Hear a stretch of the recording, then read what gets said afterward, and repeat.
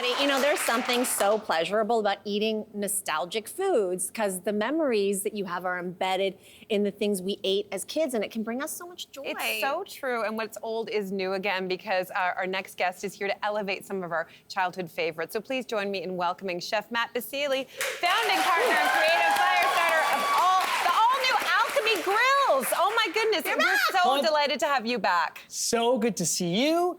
And the people, and we're not doing it through a screen. Yeah, this is great.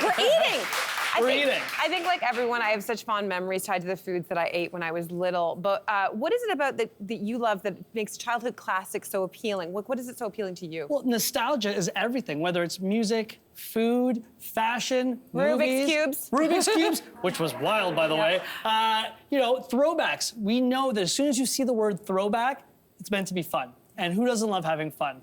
Who doesn't love having fun with food? Let's get eating. Okay, right? We're gonna dive right in with pizza bagels because fancy pizza bagels, right? even in a Chinese household, I grew up with frozen pizza. Like I think most people had a frozen bite as a kid, right? So you're gonna teach us how to turn them into a proper, delicious meal. Let's get started. What are we doing? I'm gonna try and do it as fast as the Rubik's Cube guy, right? Let's go. So we're gonna throw a little bit of prosciutto right in your warm pan. Immediately that fat gets nice and crispy.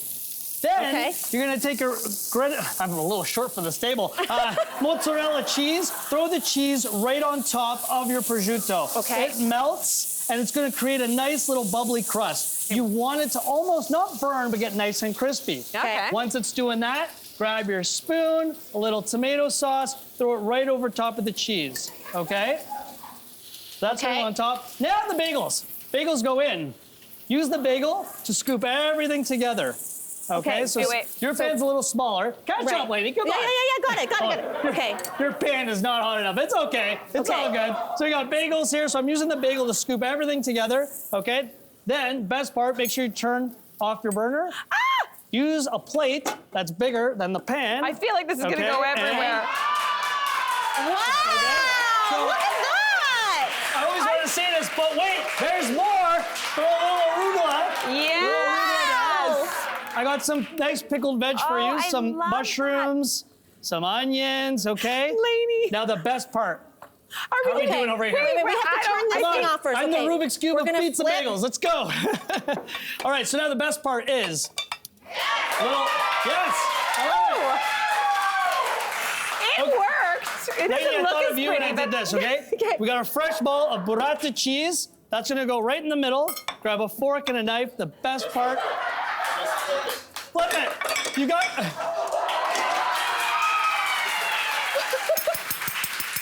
Love it. Okay. Crack into that cheese, okay? Spread it out.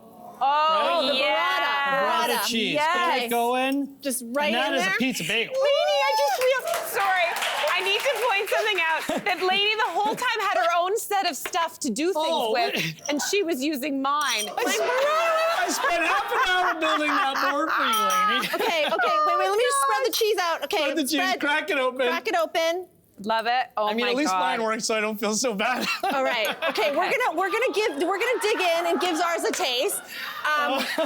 But okay, are there any, while we do that, like, are there any modifications or twists on this? Just don't put pineapple on it, and we can still be friends. Okay? Yes. No!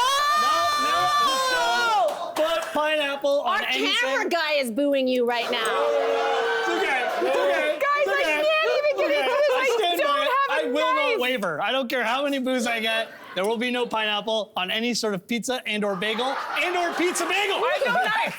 I have no knife, guys, so the burrata is I took your knife. You took I your took knife, your knife. too. There's my knife. Lady stole everything. Okay, listen, we're gonna move to fish sticks. I definitely had that as a staple in my house growing up. Jaya enjoys them, so I'm really lovely that you're gonna do this twist. It sort of elevates them. Yeah, How you fancied them? Well, to be honest, I picked some nice fancy sticks to put the fish in it, right? So we got some nice sticks, but I felt like, I like to fry mine in a nice tempura batter. Gets nice and crispy, so I used a little bit of salmon, some shrimp, some cod, and then the trick with tempura batter, use ice cold club soda when you're dipping it. That actually, that effervescence, the cold temperature, helps give you a nice crispy finish. Okay, but is there any fish or seafood that will not work well with the batter recipe? Well, I mean, you don't want to use a fish that's so small that you can't actually take the bones off of it, because then you're like, that's kind of the wrong kind of sticks in the fish. So I like to use ones that are flavorful. They're not too fishy, they're not too oily, but they can hold up when you're dipping.